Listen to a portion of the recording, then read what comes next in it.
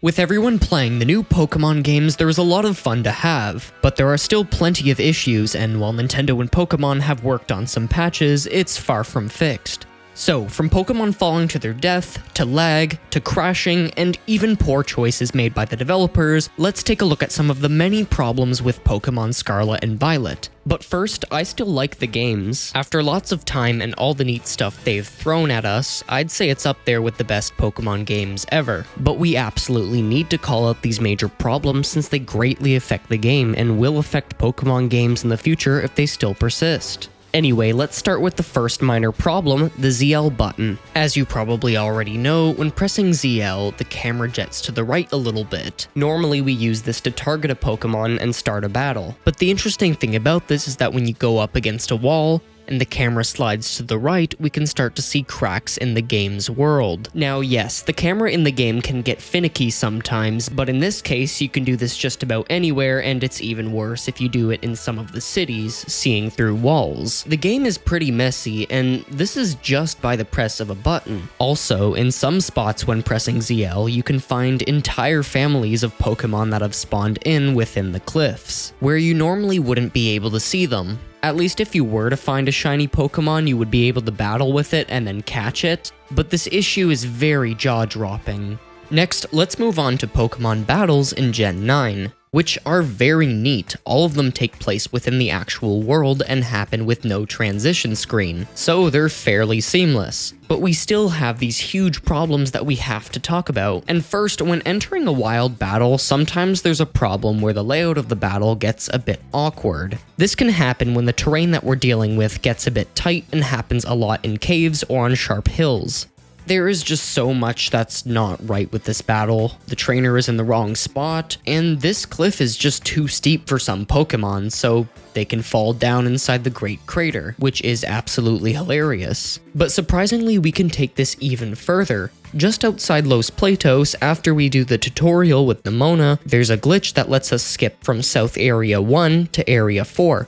So essentially we would skip Mesagoza, the Nemona battle, and all the school stuff. You would do this between two cliffs by throwing out your Pokemon out at a wild Pokemon that's close to the edge, and now you're in Area 4.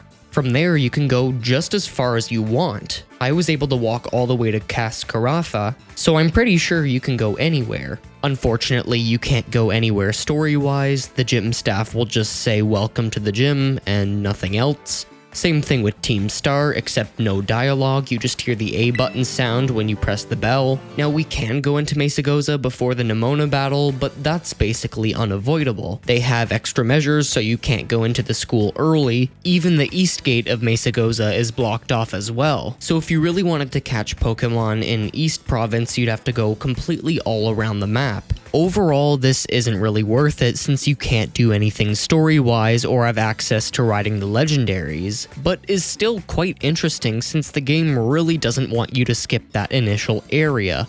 Alright, let's return to battles for a sec with the new trainer battles. Now, this is the first time that we've had trainers in a 360-degree environment. They couldn't seem to get them working in Sword and Shield's wild areas despite having them in the rest of the game. The issue now is that they're completely optional, meaning that there's pretty much no reason to battle them. I guess if you desperately needed money or EXP really quick, then sure, but you could also do auto battles, which are a lot faster, or terror raids for candy and high price items. The only reason I can see is if you wanted TMs from Pokemon League reps, which can be much easier than looking for ingredients to make them. Thing is, when they were forced, it was kind of fun trying to avoid them, especially if you just made your way through a long section. Again, in Pokemon Scarlet and Violet, it's weird since you could technically just fly over them and avoid them that way, seeing as it's open world, but it would still be a lot better than them standing there for no reason like they are right now. Finally, to end the discussion on battles, we have items. Despite the last Pokemon of the last battle holding a booster energy, no one uses items in the game at all, so no potions or held items, which I find makes it 10 times easier when it really doesn't need to be in the first place. A lot of battles just become a joke because of this. That's not to say that there aren't any difficult battles in Pokemon Scarlet and Violet, it really depends on the path that you're taking. But next, let's look at some bigger issues, the flawed endings to each story. Before we continue, yeah, the 3 stories are very neat, but the ending to each part had a bit of a fumbled presentation.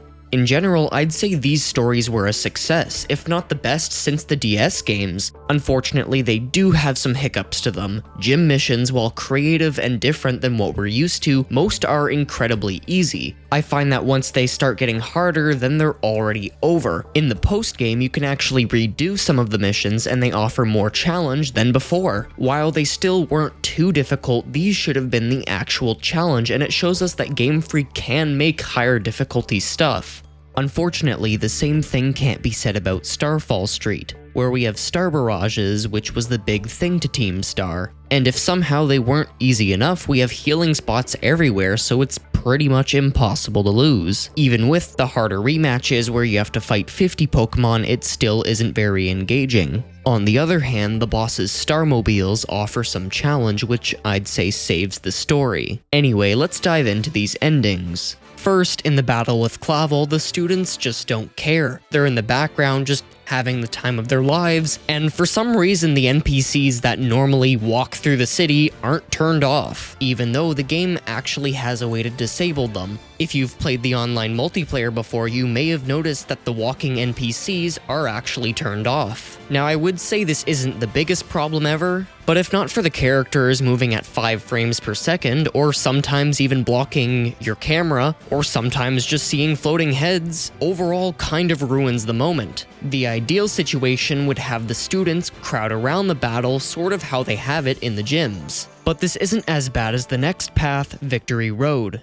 So we have the Elite Four, and the first thing is, if you were unlucky, their music would just be an awful 10-second loop, which would normally just be looped like this for the intro until you press A, then the actual song was supposed to play. And yes, with the latest patch, this seems to be fixed now, but damage has already been done. And this is especially bad since you can't rematch the Elite Four, so the game doesn't have a chance to redeem itself. Now, the Elite Four in this game is very welcome after not having one in Sword and Shield. Now, I am a little bit disappointed that this cave at the back of Mesa Goza wasn't used as a Victory Road. They missed a great chance to have a cave with a bunch of hard trainers and hard Pokemon.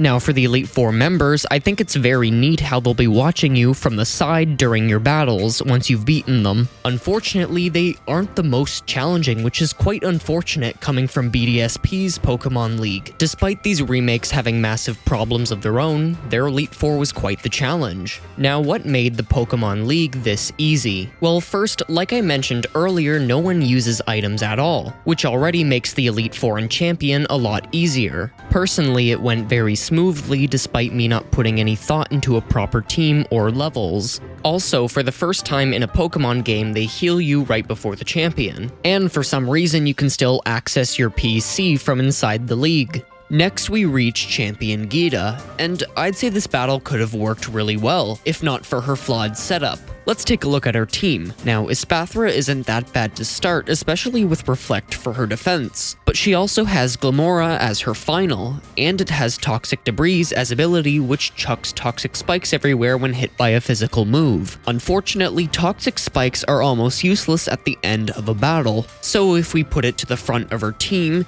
and since you probably hadn't seen one of these before, this battle would be a lot harder. Then, King Gambit should have been her signature, with its ability basically boosting its offensive stats for each Pokemon knocked out, plus it's probably the coolest Pokemon Geeta owns. Her team is still a bit meh. I think they should have used more Paldean Pokemon. The point is, Geeta had potential, and if we gave her potions and swapped up her team a bit, this could have worked. Then for the last story, I need to mention this crystal animation which freezes up during several very important cutscenes.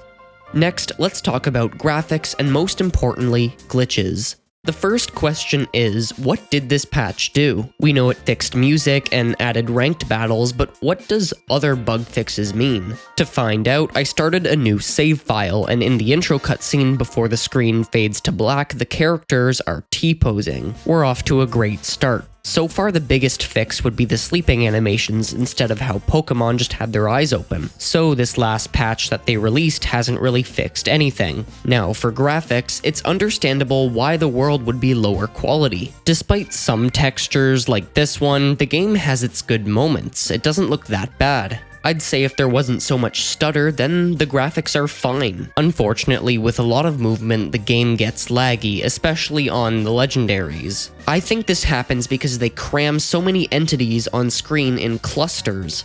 Also, people in Pokemon are very detailed. Looking at games like Zelda and Xenoblade, everything's a lot more spread out. And in games like Mario Kart, some of the audience members are very flat to prevent stutter. It's still inexcusable. If Pokemon put more time into this, then the game could run a lot better. But Nintendo needs a stronger console as well. I'd say they're equally at fault. For animations, they're okay, but they could have benefited if they built off of moves they had in Legends Arceus. Just comparing, a basic tackle animation looks 100 times better in the older title. Now finally, let's look at glitches. There's just too many of them. In some battles, Pokemon can just be halfway through the floor, and in other battles, Pokemon can fall into the void. Not to mention when the camera gets too close to your face, it looks terrifying. Now remember how I mentioned that you can find hidden Pokemon out of bounds? Well, what if you wanted to join them? It is ridiculously easy to access the void, and this is because the caves and tunnels of Paldea have some issues. It seems like their roofs are unfinished. In some spots, you can clip right through. For example, in some tight tunnels, if the game can't figure out where to put your character, it'll put you through the ceiling and you can get out of bounds. And there are even places where you can just climb right through. In the end, Pokemon Scarlet and Violet is a broken game. It's not like previous Pokemon games where you might notice the bugs, you will notice them. And yeah, the game still has a good adventure, with some good characters and a great story. It's quite clear that this game needed more time and more testing. It's also quite wild how we've had 2 massive Pokemon games in just 1 year. Unfortunately, we don't quite know if they'll fix the bugs or just move on to the next Pokemon game and hope we forget about everything. Though not all hope is lost, because if we get a DLC for this game, which seems very likely, then they'll have to revisit it and clear up some of the mess. But anyway, that's it for now. What did you like or dislike on Pokemon Scarlet and Violet? Because even though we have these huge problems, there are far more. Thanks for watching.